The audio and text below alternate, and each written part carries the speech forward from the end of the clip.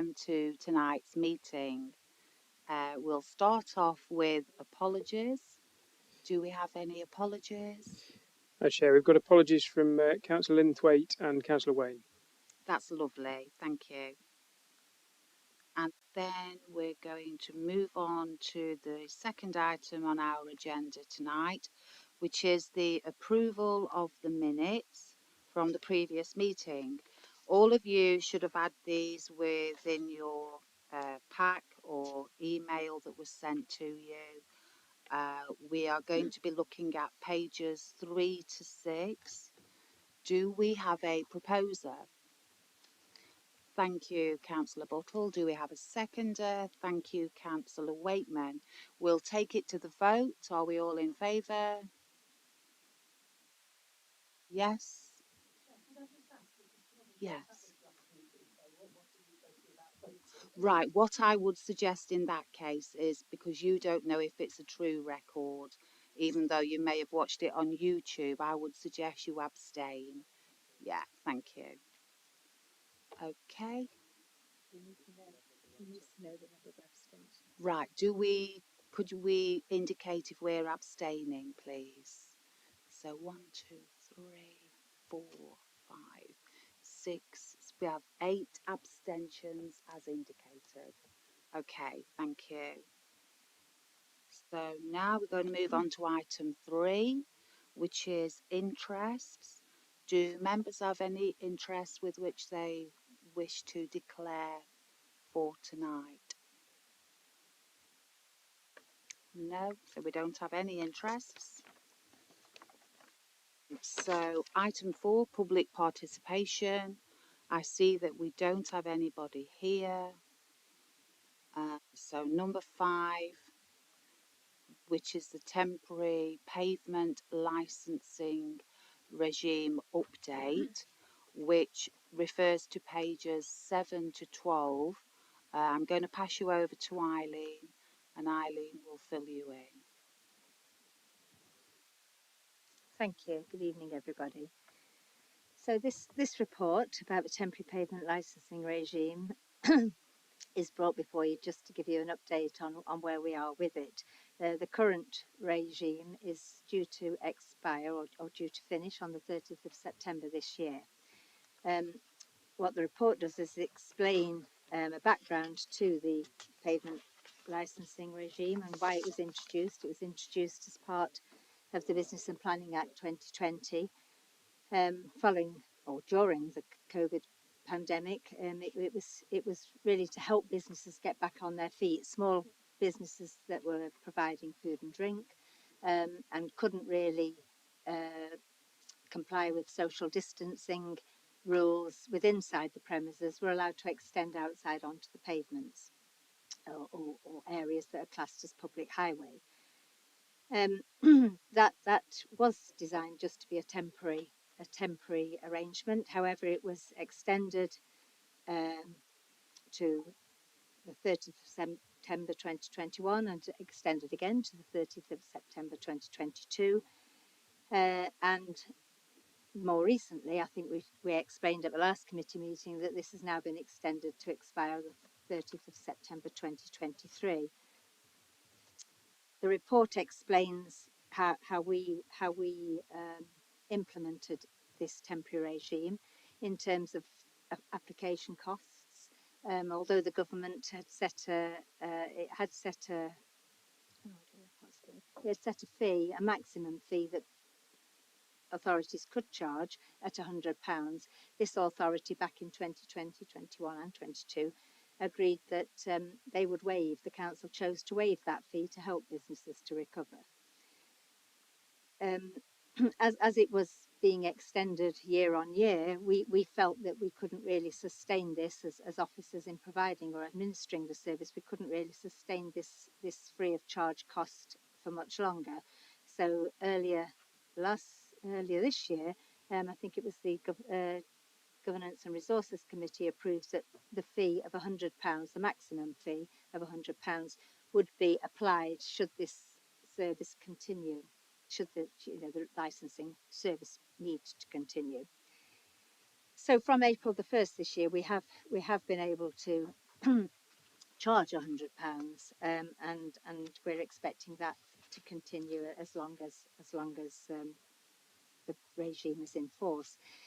It is suggested that the regime may well be transferred permanently to district councils. I mean, at the moment, it's a permanent county council function which the highways authorities carry out. During COVID, in Derbyshire anyway, the district and boroughs were left to implement the temporary one, and the more permanent one system was put on hold. We are expecting it to be transferred at some time to us permanently. The what's the bill called? Excuse me a second. Just got to get my words right. Yeah, the levelling up and regeneration bill is where the suggestion is that it should transfer. However, that's not likely to come into force before the end of 2020, before the end of September 2024. So any licences that are issued up until 2023 would expire without some form of extension. So we are expecting regulations to be made in the next few months that would instruct us or tell us how we're going to extend beyond the 30th of September 2023 up until probably the 30th of September 2024, by which time there should be better plans in place for a permanent regime. So we've in Derbyshire Dales we've had a fair amount of applications in over the first couple of years. I think because probably some of those businesses then chose not to remain using the outside areas. They didn't apply again last year, and we have quite a number of food and drink premises that have put tables and chairs outside year on year for years and years and years, and they're, I wouldn't say they're reluctant to apply, but they've not taken up the invitation. We have invited them to apply. I suggest that what we will be doing in the next few weeks is we'll be inviting all food and drink premises that have got external areas that are classed as highways or pavement areas, that they will be encouraged more rigorously to apply, preferably before the 30th of September this year, because it then may well make a more streamlined approach when we've got the regulations into renewing those for that further year, we hope. That's really where we are at the moment. What we're asking tonight, Chair, we're asking committee to note the update in the report, but also that we kind of need authority that when enabling legislation is introduced to allow us to carry on implementing this regime, that we've got the authority ready to do it. So that's why what we're asking for, Chair. I don't see any questions. That's lovely. Thank you very much for that report, Eileen. So, do any members have any questions regarding this? Councillor Slack. Thank you, Chair.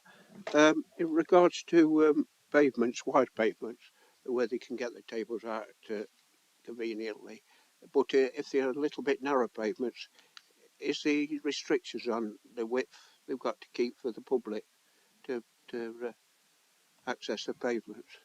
Yeah, through you, Chair. Yes, Councillor Slack. There are conditions that go with the temporary pavement licences when they're issued, and the conditions do. Off the top of my head, it's either 1.5 or 2 metres. It's somewhere around there. Yeah. Obviously, the idea being not to obstruct the highway in any way. Yeah. I mean, the pavement licensing, this temporary pavement licensing regime covers things like tables and chairs, maybe umbrellas. Yeah. It doesn't extend to A boards, and it does seem to be the A boards that cause the problems. A lot of the tables and chairs that we've got in our main towns and larger villages do seem well placed where they are. It's just that when you start adding A boards, etc., you then have a bit of a chicane to get round with your mobility scooter or pushchair or whatever. Yeah. But Thank you. there is a restriction, yes. Thank you. Thank you, Eileen. Do we have any more questions, Councillor Dobbs? Thank you, through you, Chair. In the same vein, in the way that there's an entitlement for the pub or the cafe to put benches and chairs on the pavement, what happens to the responsibility of which was presumably the district council on behalf of the county council to keep that area clean? Is it now the pubs or the cafes? Well, when we get an application in for a license, basically they have to submit information in it which explains what they're having. You know, how many tables and chairs, what area it's covering. We When we consult not. I mean, the only statutory consultee is Derbyshire County Council Highways, so we have to consult with them. But we've also chosen to consult with our Clean and Green team manager in terms of whether or not it's going to impact on cleaning keeping the pavements clean. We also consult with environmental health as well, but the Clean and Green team would comment if they thought it was going to cause any obstruction to their cleaning regime. I mean, there is a standard condition as well in the license that does say that the proprietor is supposed to keep, you know, the place clean and tidy and provide litter bins, etc., and all that. So they have a responsibility, but obviously we still maintain whatever it is that we do in terms of street cleansing. Thank you, Eileen. Councillor Flitter first. Thank you. Thank you, Chair. Just wondering whether the County Council, it's their statutory responsibility, have they ever offered any recompense, any funding for carrying out this function? Also, if we're charging £100, are they likely to claim any of that money off us as the statutory authority? And I was just wondering whether there's any minimum width of a pavement that is or would not be acceptable to the scheme. In terms of the county council, I mean they're responsible for the permanent regime as opposed to the temporary one. So I mean some county councils will have maintained their responsibility for permanent ones. So premises, for example, like we have Greggs and Costa. I mean they're big, you know, big firms. They're going to be in every town centre across the country. They're always going to want to have that license, so they're not just doing it from year to year. They're wanting it permanently. Your question regarding funding, no, that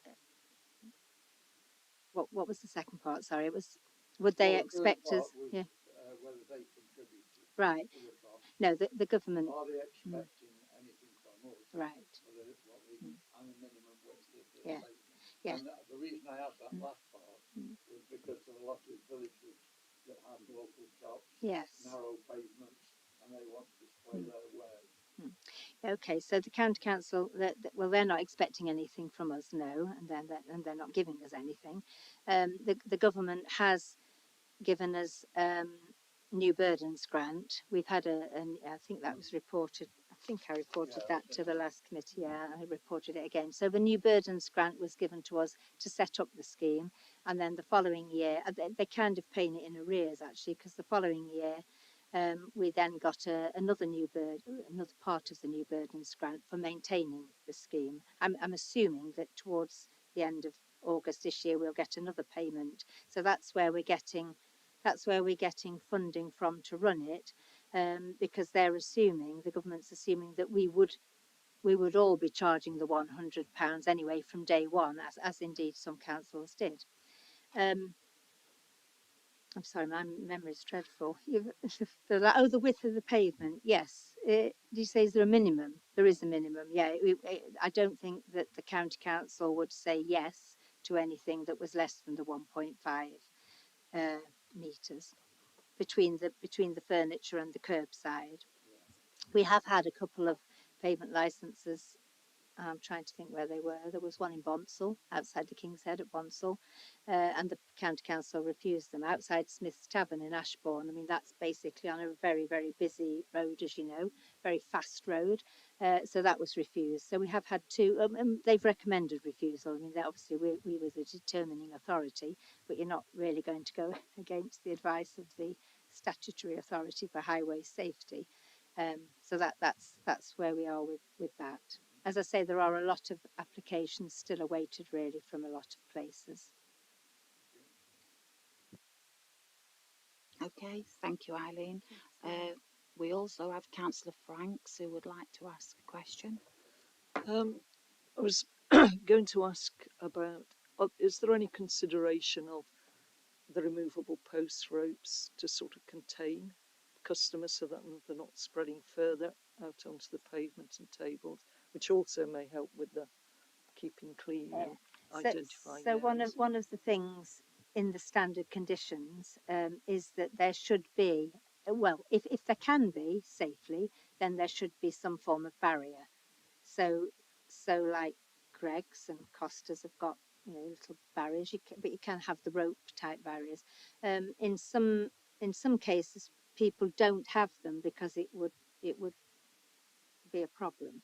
If you notice outside Ostello Lounge, that used to be Weatherspoons, they've got tables and chairs on a very bumpy area of pavement, but they don't have the barriers because basically that would add more to the area covered, so to speak.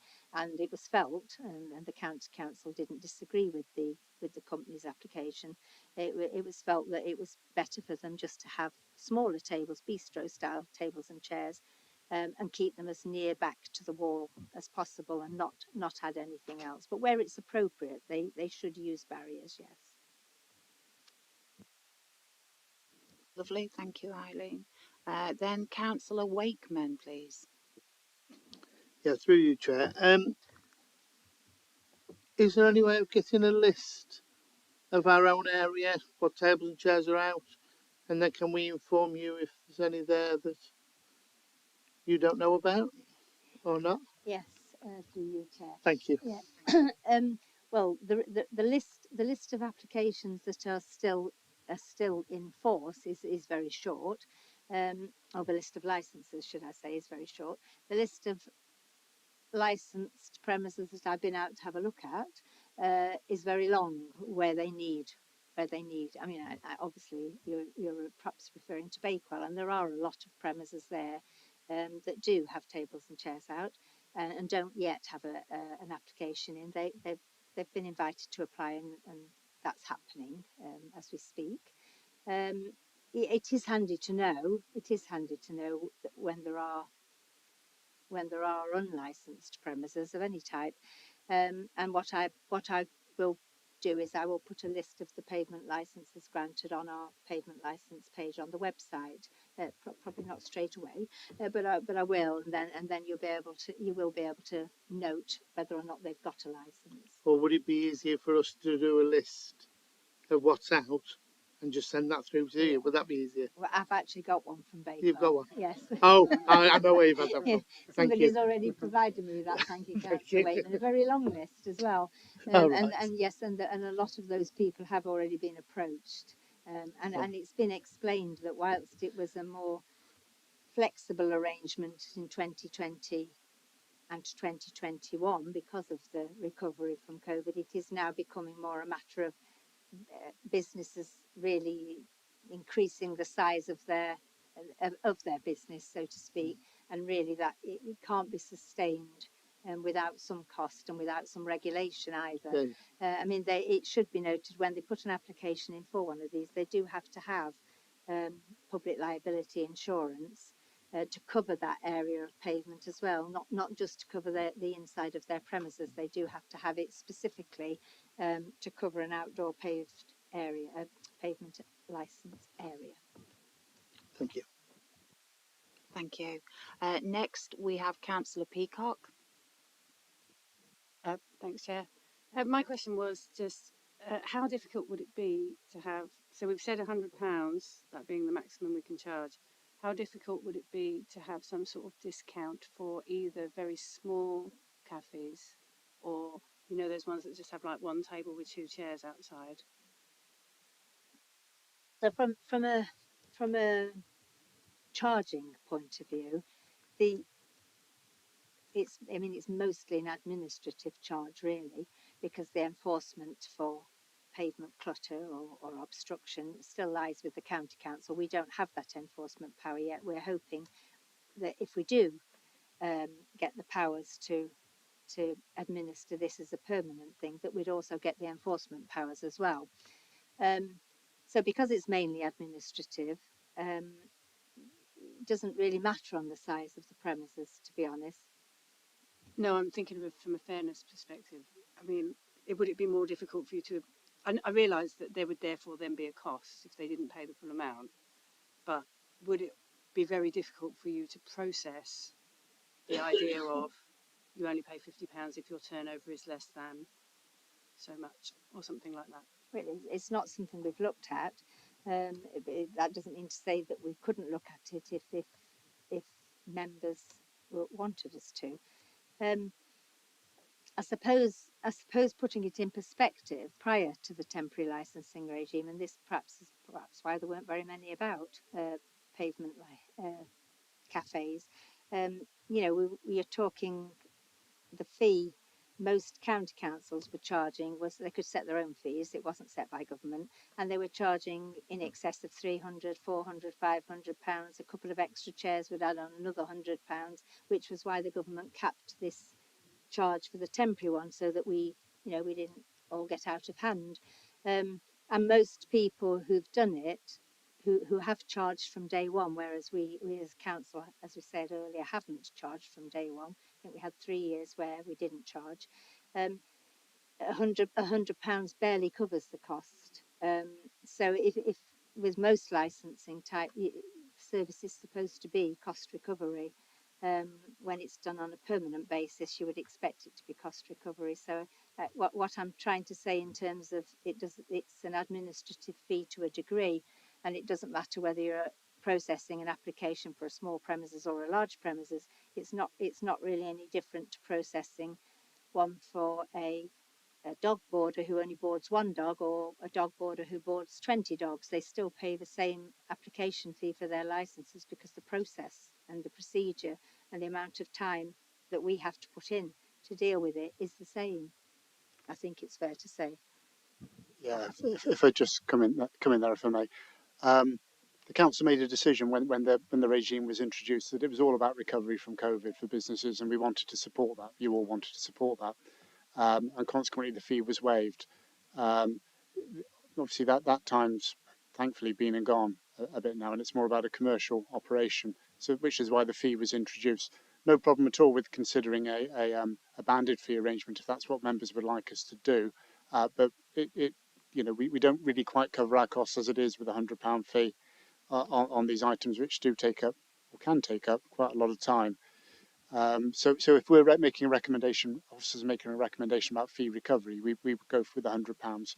We're very happy to consider something different if that's what members would like us to. It would probably need to go through governance and resources again. That's the only thing I would say, Councillor Peacock. Okay, we also now have Councillor Hobson. Thank you, Chair. Similar to Councillor Peacock, I was thinking of the small businesses. COVID might be gone, but we are in a time of high energy. Hospitality isn't doing that well. Premises with just one or two tables outside may be something that perhaps members would want to look at a later stage. So that was just something, it was a comment really. But secondly, you were saying there's only 36 of these pavement licenses, and you're going to proactively go out. Obviously, Councillor Wakeman's made his comments. How are you going to publicise this as you go forward? Thank you. Thank you. So what we did originally and what we'll do again is, we know where all our food and drink premises are. We don't necessarily know all of the ones that are either already putting out pavement furniture or wanting to put out pavement furniture. So we do rely on information, but we also would write to all of them, and we'd direct them to the website where they could make the application. We'd probably give it 3 or 4 weeks, and then we would go back to them again.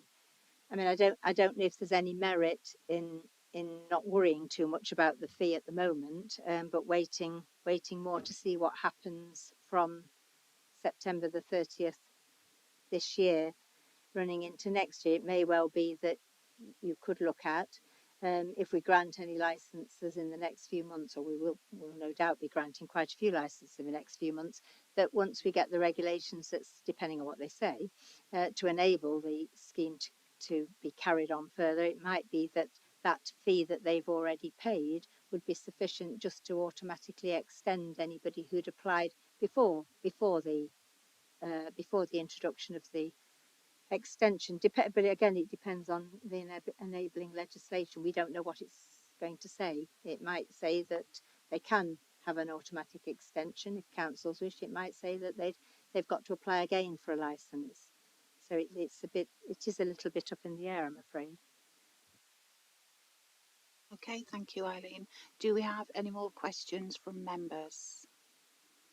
Okay, can I have a proposer that one, the report be noted, and two, that the extension to the temporary pavement licence regime be implemented? Chair, Yes. can I just say first that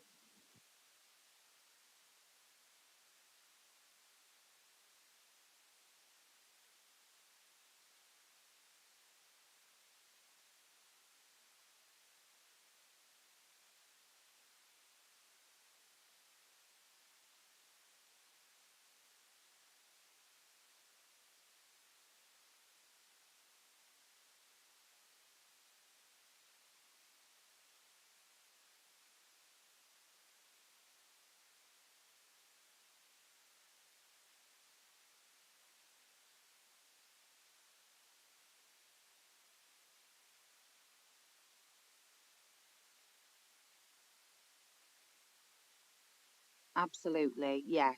So on that basis, what we will now do, we'll add a third recommendation upon what Councillor Peacock has suggested, with a view to investigating this and then taking it to GNR.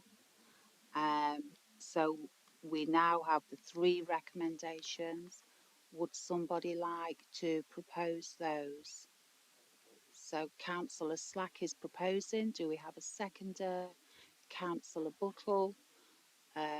Are we all in favour of this? Yes, I think that's unanimous, Tommy. Yeah. Okay, thank you very much. So we will now move on to the 6th item on the agenda, which is the review of the Hackney Carriage Taxi and Private Hire Licensing Policy 2023, a progress report, of which pages 13 to 104 of your pack refer to. And I will put you over to Eileen. Thank you.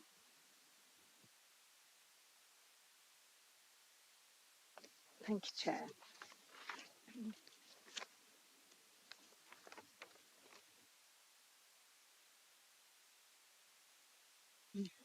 Okay, so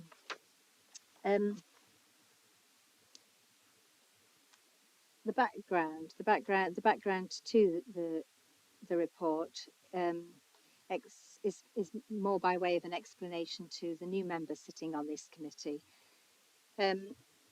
You'll note from the minutes that you've just approved from the last committee that a first draft of this policy was put to that committee, and there were several recommendations made at that meeting, which then had to be incorporated into a further draft. The reason for reviewing the taxi licensing policy at this time is because we've had, as the report points out, we had the DFT's statutory taxi and private hire vehicle standards, which they developed towards the end of 2020, I think it was. So basically, we and all other councils were expected to review our policies, our existing policies, against those standards to make sure that we were that we were compliant or that we'd taken them into consideration. And if we hadn't, that we could introduce those changes to our policy. By introducing them, obviously this means, I mean, they're fairly major changes in terms of public safety, in terms of an increased safeguarding and criminal record checks that were expected to be introduced. So they're fairly significant changes to the policy, which does require it then to go out to consultation. The idea was back in January that once we'd had that meeting that the policy would be ready to go out to consultation, but there were a few more changes that came in. I think one was with the introduction, and I think we mentioned this at the last meeting, with the Taxi and Private Hire Vehicle Safeguarding and Road Safety Act 2022. What that did was that introduced a national that named the National Register of refusals and revocations and now suspensions that all councils would be expected to use. So it's not optional. It's if for any reason we refuse a taxi driver a licence, then we have to populate the national register so that other licensing authorities, when they get an application in for a new driver licence, or when we do, we have to check that register to see whether or not the person has been refused a licence by anybody else. Whilst that doesn't preclude them from getting a licence with an authority, it does at least allow the authority receiving the application to find out from the previous authority that dealt with them why the licence was refused.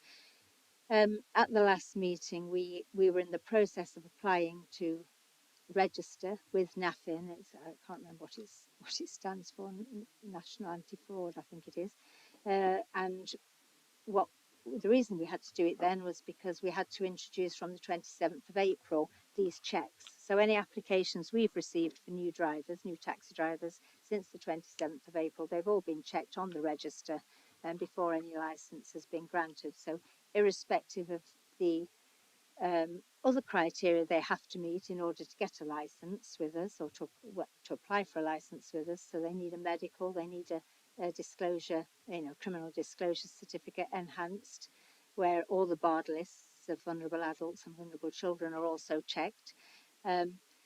They have to sat our knowledge test to start with before they put their application in. So now they the other things we have to do is we have to check that they've not been refused a license, or if they have, to find out why. As I say, that didn't come in until the 27th of April. So we then needed to include or to ensure that we'd included that in our draft policy, and I believe that was discussed at the last meeting, so that was included.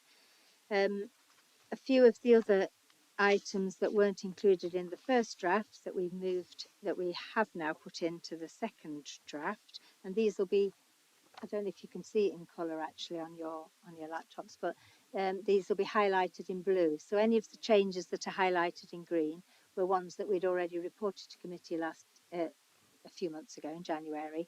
Any in blue are ones that we've made those changes since then by reviewing the document again. I mean, we're aiming to get this out to consultation by the end of this month, in the next few days, depending on if there are any more amendments to it. And we're going to run it for the 8-week course until the end of August. We do want to get it right. We don't want to have to come back again with it. I mean, it has been backwards and forwards the last few years, to be honest. We've been waiting for major national changes to taxi licensing legislation since about 2010, I think. And the nearest we've got to it is these standards, or are these standards. And those standards really cover a lot of the areas where there were concerns in terms of public safety. So basically, Chair, I've incorporated those, as I say, they're in green and blue. The benefit of the ones in green are for new members who weren't here at the January committee meeting and therefore wouldn't have had a say on them. And if there are any other changes, that people feel should be included in here that haven't been included, or anything that needs a better explanation before it goes out to general consultation, and then we welcome those views. And obviously I'm happy to answer any questions in terms of the rest of the report, Chair. That's lovely. Thank you, Irene. And may I just say what excellent reports both those were that you've given us. So now I'm going to ask, do we have any questions from members? So Councillor Buttle, first of all. Thank you very much. Yeah, it's really quite good, isn't it? I think I'm going to go fairly wild here and attempt a bit of joined up government. We have got the Ashbourne Air Quality Management plan being put together, and I'm wondering whether or not in this consultation we might consider reducing fees or encouraging taxi drivers or taxi companies to spend a little bit more on electric vehicles, hopefully, reducing the level of pollution across the area, and particularly in Ashbourne. That's where I'd really like it to make an impact. I don't know if you could sort of adjust it ever so slightly in some way, or just working. Like where are we now? Where could we be? I guess I suppose is the question, and I was wondering if you could deal with that. I'll pick that up if I may, Chair. Councillor Buttle was good enough to ring Eileen earlier and ask the question, so we are brief. Thank you for that, Councillor Buttle.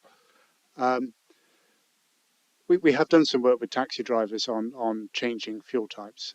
We met with representatives of them about 18 months ago, along with Joe Hill, the climate change officer, to try and, in fact, we offered them free training on a couple of occasions to encourage them to think about switching. It would be reasonable to say that those who came along were not terribly receptive to the idea, sadly, at that time, but clearly that will change over time, and the choice will be removed from them anyway. That being the case, as you know, I think it's section 10 within the report, or 110, something like that, talks about incentives to reduce emissions. And what we would propose, Councillor Buttle, if this is okay with you, is that when we come back to committee with that we do consult on options, that we ask the trade, for example, what they would consider to be attractive, other than a free license, I would suggest. We would ask them what they consider to be attractive. We do that consultation, and when we come back to committee with the proposed final policy, that we report the results to that and give you some options for inclusion within the policy, if that would be okay with you. Thank you very much. Thank you, Tim. Do we have any more questions, members? Councillor Slack. The areas where the taxis licensing area, some of small firms locally have complained to me that big firms from Derby come and swamp them and try and destroy the businesses. Is there an area where we could restrict them to?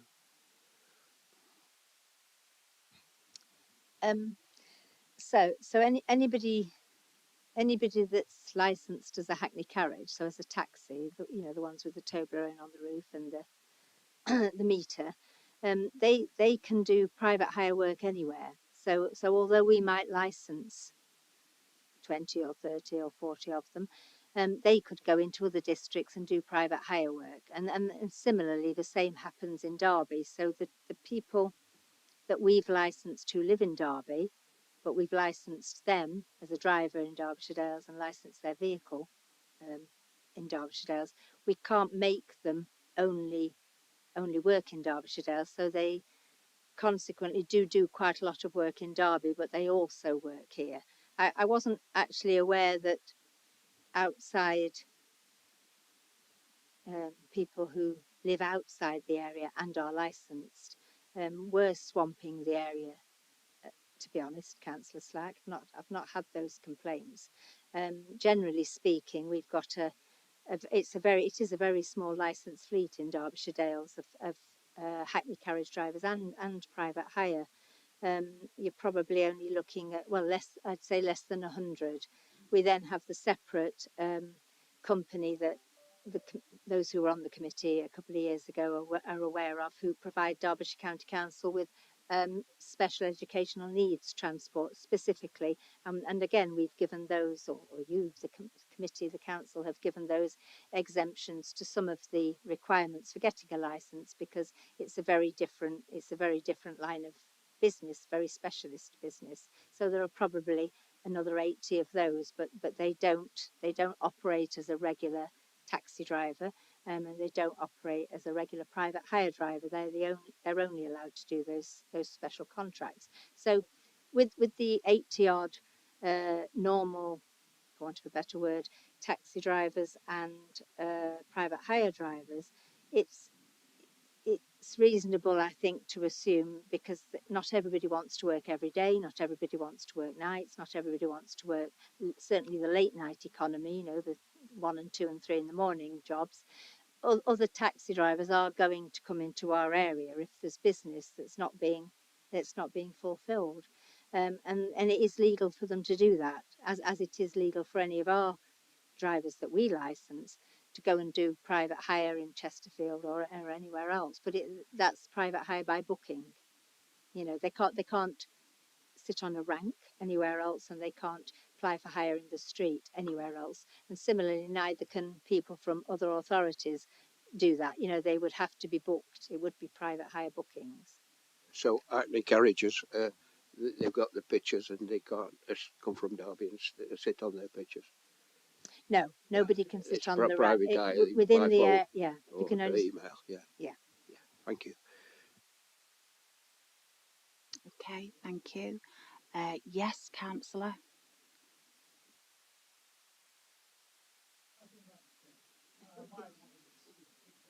That's okay, councillor Bond. Yeah, we can hear you. We can Yes. hear. Thank you, Chair. I'm just wondering, it says a progress report, and certainly from the previous iteration of the report, a tremendous amount's been done, particularly around the safeguarding side, which is a fabulous thing to be able to see, given the concerns across the nation about some of the inquiries we've had into safeguarding. So that's a really positive thing. I'm just wondering if you could just reiterate when the policy is looking to be completed and implemented, and when the first review therefore might be of the policy. Okay, through you, Chair. So, taking into consideration committee timescales and full council timescale, because the final draft policy that this committee would approve later this year would then go to full council, we would look to introduce it from the 1st of January. I'd say at the latest. I mean, that's how it would fit in. Review-wise, the taxi licensing policy would run for 5 years as a maximum, and there's no, or there wasn't any statutory requirement before these new standards for councils to have a taxi licensing policy. So people would perhaps have one and it would never get reviewed. Basically, with alcohol and entertainment and gambling policies that have been introduced with much newer legislation than this, the recommendation's always been around the 5-year mark. But what it suggests is that you should keep your policy under review anyway, and if next year something came to the fore that was important and needed looking at and needed change, then we would come back to committee with a report for that particular thing. So there's nothing to stop you reviewing it earlier than the 5 years, as long as at the 5-year point you made a point of reviewing it.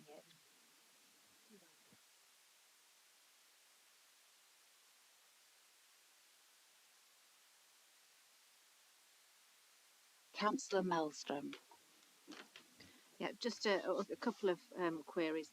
There's a new requirement for vehicle owners as well as drivers to have a DBS check now.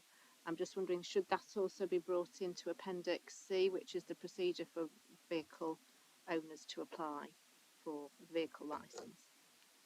Doesn't seem to be mentioned in that bit.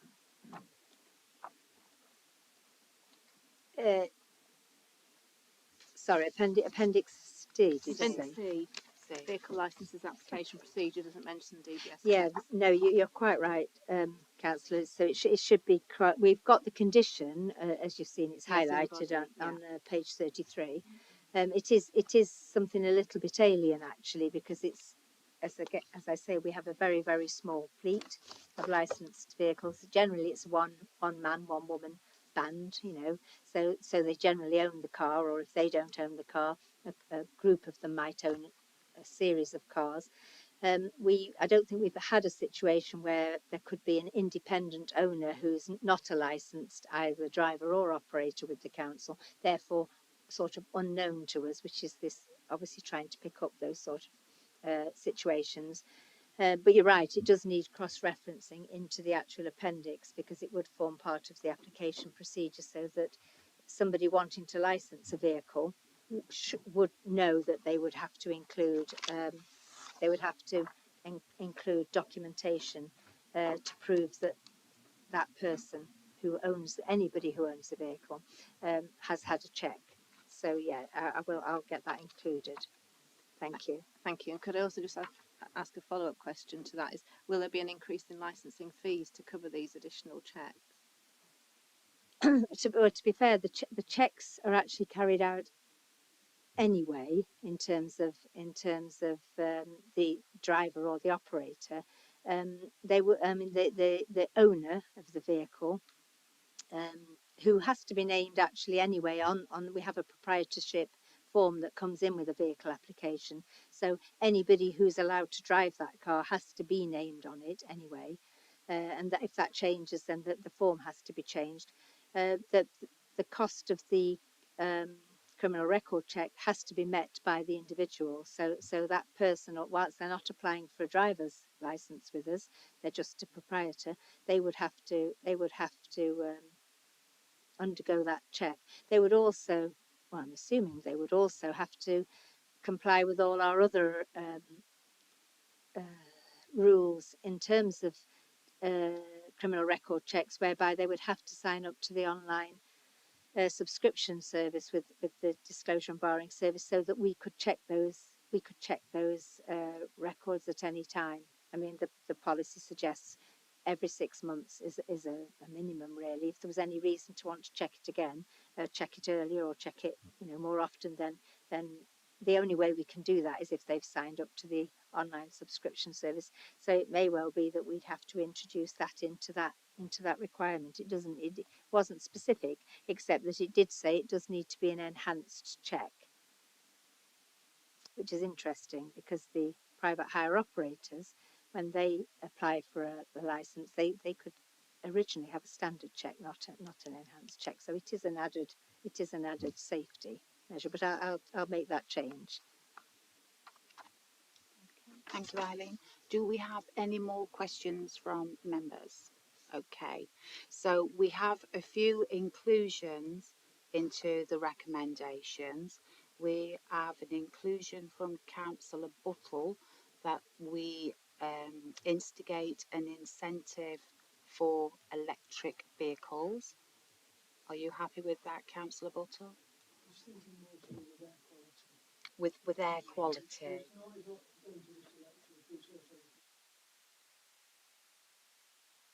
Yes. Yes.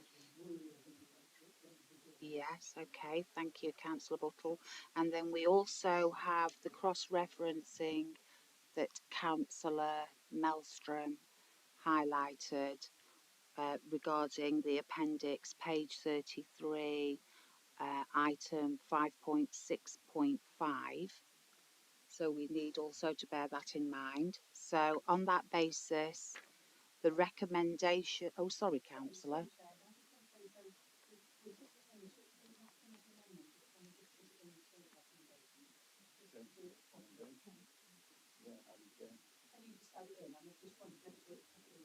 That was my impression, yeah. So, Councillor Flitter, you're of the same opinion? I am, yes. Yes. So, What we're going to do, just for peace of mind, I'm going to ask Tommy if he can confirm that. so as there isn't currently a substantive motion on the table, any motion that's put forward can be put forward in whatever matter that you'd like to put it forward. So whoever proposes and seconds the motion can add in however many resolutions or changes to that as they like, and then if anyone wants to add any subsequent changes to that, then it would have to be proposed as an amendment. Also, Chair, if you allow me, I would also like to come back to recommendation 1 and 2.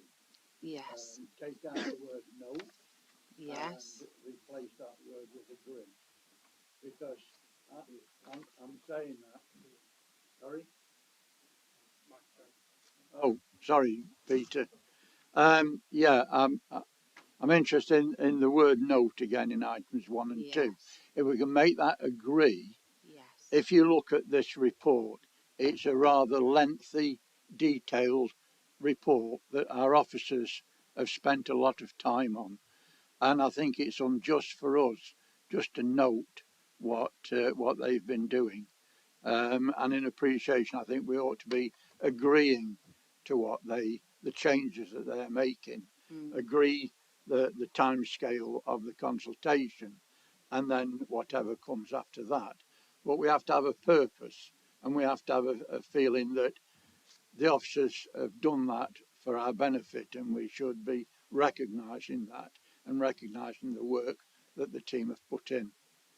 Mm-hmm. Chair, Yes. could I just interrupt as well? In view of the fact we've got to make a few changes, could we? Thank you. Could we change the in recommendation 2? Could we change the dates to read from the 1st of July to the 31st of August, just to make it kind of tidy and a full 2 months? Yeah. Thank you. Thank you very much. Okay then, everybody. So we have recommendation 1, which is that the committee agree the amendments made to the draft taxi and private hire licensing policy consultation document. We have recommendation number 2, that the committee note the revised dates of the yes, I beg your pardon, that the committee agree the revised dates of the 8-week consultation exercise as the 1st of July to the 31st of August. We also have recommendation 3, that the results of the consultation exercise seek approval and adoption at republishing by the 1st of January of next year. And we've also highlighted further inclusions being air control, and also regarding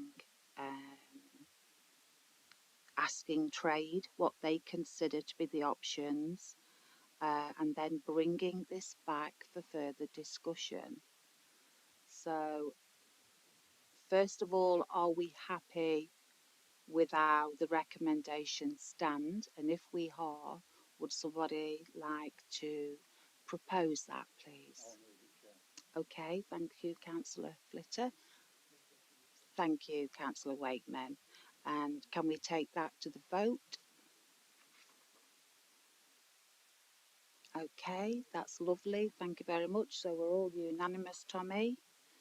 So we will now close the meeting, and the time is 6